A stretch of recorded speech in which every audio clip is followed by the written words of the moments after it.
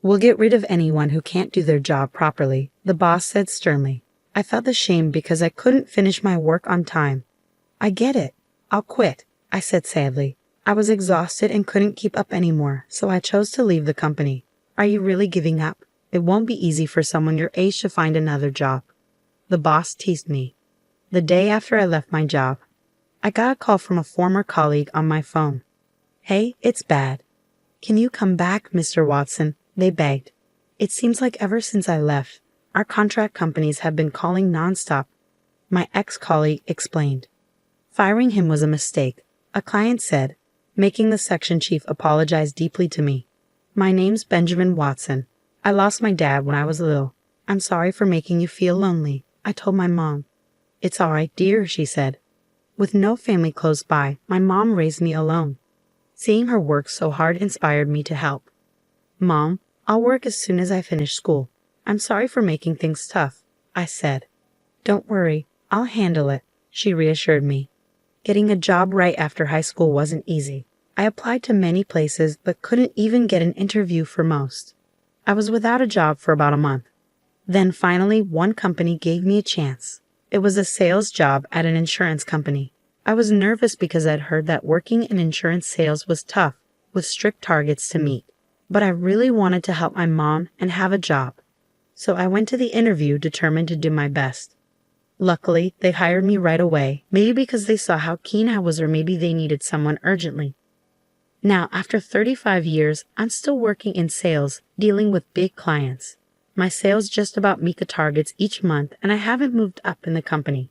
But I think my hard-working nature still shines through. My clients trust me because I treat them well.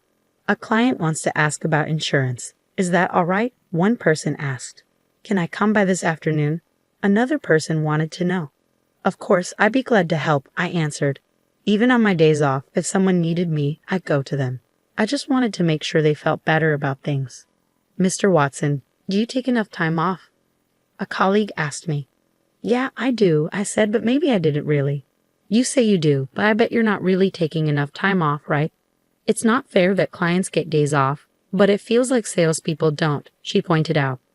Yeah, but it's important to make sure people feel okay, even if it means working on days off, I tried to explain.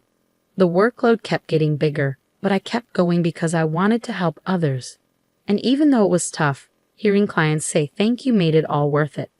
It's so helpful that you come whenever I need you. Thank you, a client said. No problem, feel free to call me anytime, I replied. One of my bosses didn't like the way I worked. You must feel pretty good about yourself, selling such low-cost insurance. Section Chief Howard said, not impressed. I'm not trying to show off, but every insurance policy matters when you think about what the client needs. I replied, sure of myself. Section Chief Howard was recently transferred from headquarters to our sales department. Unlike me, who only graduated from high school, he's an elite with a degree from a top university. It seems like the head office has high hopes for him, given that he's become a section chief almost 20 years younger than me. Do you think you're better just because you've been here for over 30 years and still haven't moved up? He fired back. From Section Chief Howard's perspective, it probably seemed like I wasn't up to the task. And honestly, looking at my sales numbers, I couldn't really argue. Since you're part of my team, I need good results from you. My own success depends on it, Section Chief Howard emphasized. It looked like Section Chief Howard was really aiming for a higher position, and he was pushing hard for it. While that ambition isn't a bad thing, I couldn't agree with his approach. Listen, everyone, selling low-cost stuff to small businesses won't make us much money. Aim for the big clients and sell them our top products.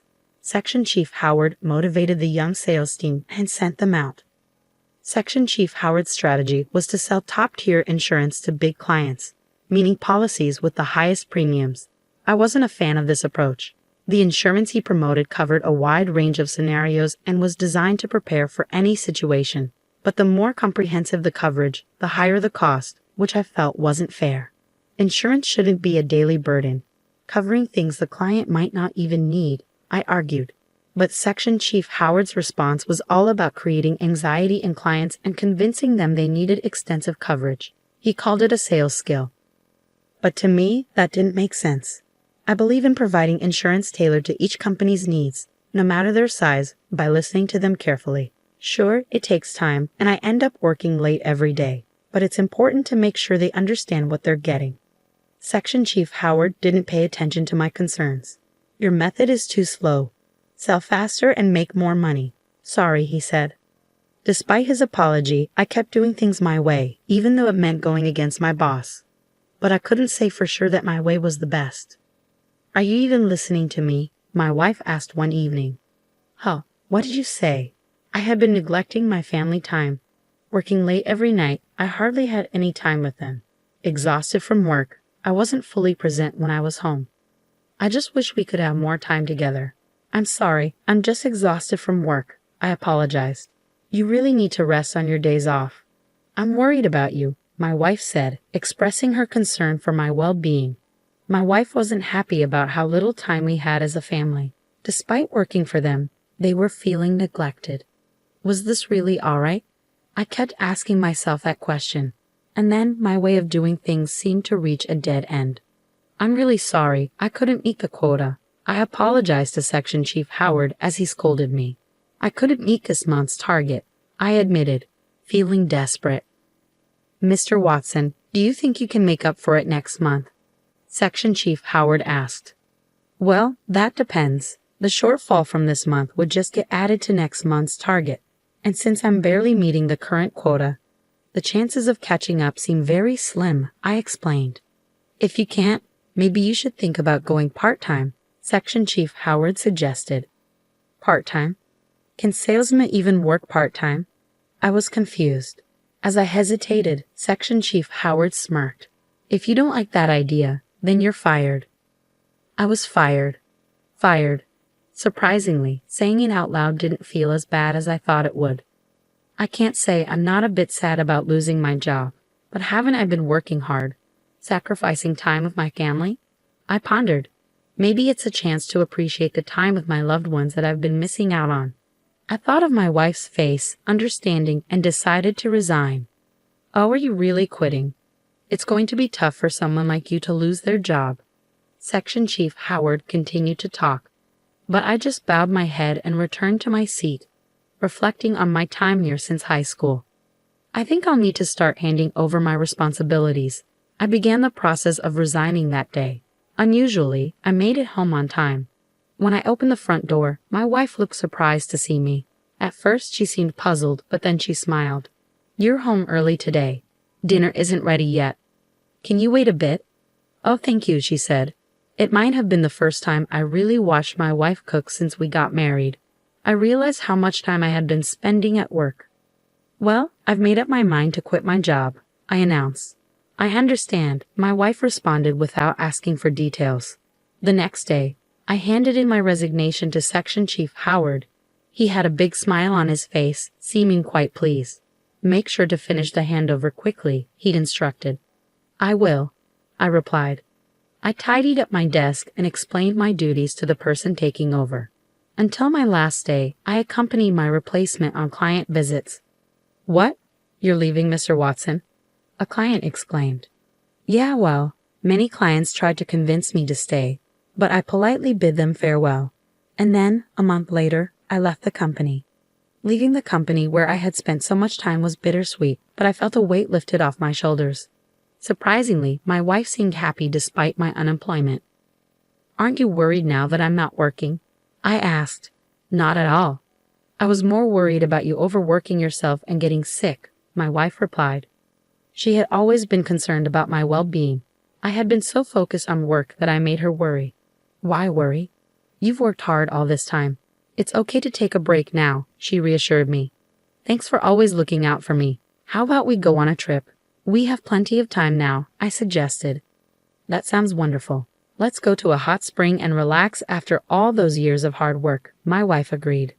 My wife was thrilled when I suggested a trip, so the next day we quickly set off on a hot spring getaway. However, while we were relaxing together, I received a call from a former colleague on my smartphone. What's wrong? It's really bad, Mr. Watson. Please come back, the voice pleaded urgently. I was taken aback by my ex-team member's distress. I asked him to explain what was going on.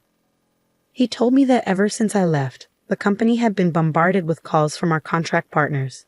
They were all threatening to cancel their contracts now that I was gone.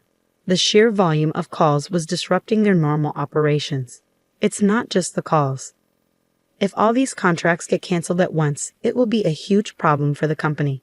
Can't you please reconsider and come back? He begged desperately. I'm sorry, but I won't be returning, I replied firmly. What? He exclaimed in disbelief. Handle each company with care and sincerity. That's all, I said before ending the call and turning off my smartphone. My wife, who had been observing, looked puzzled. What was that about? My ex-team member asked me to return, realizing how valuable you were after I left, I guess, I explained.